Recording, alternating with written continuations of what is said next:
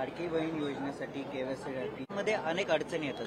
ते साधारणपणे रोज 4 ते 5 लाख महिलांचे ई-केवायसीची प्रक्रिया ही साईटवर पूर्ण होत आहे। साधारणपणे 1 कोटीपेक्षा जास्ती महिला आज बऱ्यापैकी त्यांचं ई-केवायसीची प्रक्रिया झालेली आहे। ज्यांच्या पतीचं निधन झालेलं आहे किंवा वडिलांचं निधन झालेलं आहे किंवा डिवोर्स असतील म्हणजे एकल महिला असतील त्यांच्यासाठी आम्ही वेबसाईटवर एक ऑप्शनच्या संदर्भातलं एक वर्किंग करत आहोत की त्यांच्या पतीचं किंवा वडिलांचं जर निधन झालं असेल तर त्यांचं डेथ सर्टिफिकेट किंवा डिवोर्स झाला असेल तर ते डिवोर्सचे पेपर्स अपलोड करण्याच्या दृष्टिकोनातून हे आम्ही तिथं ऑप्शन्स तयार करत आहोत।